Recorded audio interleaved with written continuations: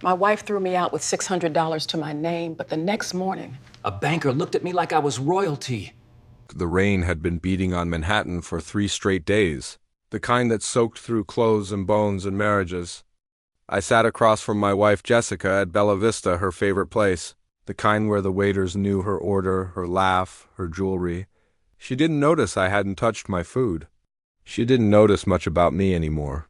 She was too busy laughing at something her friend Daniel said through the phone. Too busy swirling her wine like a movie star. Too busy pretending I wasn't sitting right there, starving for something that wasn't even food, just acknowledgement. I watched her earrings sparkle under candlelight. I'd bought those for our 5th anniversary, back when I still believed I was building a future with her instead of renting space in one she'd built for herself. When she finally looked at me, her tone was already annoyed. "You're not eating? Trying to make some kind of statement, Mark?" I wasn't. I was just tired of being the accessory she carried to galas. The man she corrected in front of her friends. The guy who fit her aesthetic but never her heart. The marriage had been dying for years. I just hadn't wanted to hear the autopsy being read. The car ride home was silent except for the sound of her tapping through Instagram. The penthouse felt colder than the rain outside. She poured herself a glass of scotch without offering me one. "This isn't working," she said flatly. "I want a divorce, a clean one. No drama." I expected tears, anger, something human. But her face looked like a CEO reviewing a disappointing quarterly report. I surprised her with my calm. "Okay," I said. She blinked, thrown off. She'd expected begging, pleading, but she always got what she wanted. Why delay the inevitable? Her smile sharpened. "My lawyer will send the papers. Oh, and Mark? You'll need to move out by Monday."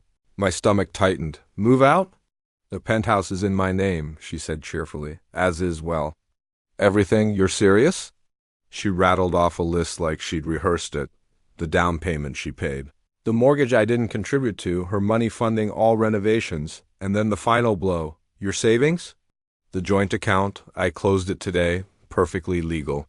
It was my money anyway." "But you can keep whatever's in your checking account." "What is it, $600? I didn't answer. The room swayed. That was her goal? She already had someone coming over for brunch Monday morning. She didn't say a name. She didn't need to. I packed that night 8 years of my life fitting into one old college duffel bag. Most of the things I touched weren't even mine. The suits. The watch. The laptop. All hers. I left with my hoodie, some books, a few photos of my mom, and a phone I'd insisted on paying for myself. The only surprise came when I reached into the back of a drawer and found my mother's old Chase Bank card, the one she pressed into my hand before she died. "Only use it if you absolutely have to," she whispered then. I hadn't understood why. Now, with $600 to my name, I figured I had nothing left to lose. I walked into a Midtown Chase branch the next day. The ATM accepted the card but refused to display a balance error message. "See a banker." Great. Probably $11.52. I almost walked out. Then the banker slid the card into his system and went pale. "Sir?" "One moment." He sprinted into the back room. People started whispering. A manager emerged with a folder and a tone that felt like I'd just won something enormous. "Mr. Sullivan," she said gently, "we need to speak privately." In the office she verified my identity, then slid a printed account statement toward me. I'll never forget the number. $247 million. I stared at it in silence. It felt like staring at someone else's fate. "There must be a mistake," I muttered. "There isn't," she said. "Your mother left this for you, hidden until her passing. It has grown for 7 years."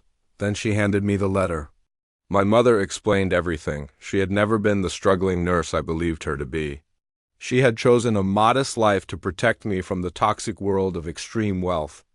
She revealed that my biological father wasn't the man who abandoned us. It was Richard Chun, a billionaire whose legacy was wrapped in obligations and power struggles she refused to let me inherit. She wanted me to grow into myself first. Without privilege, without pressure, without expectations.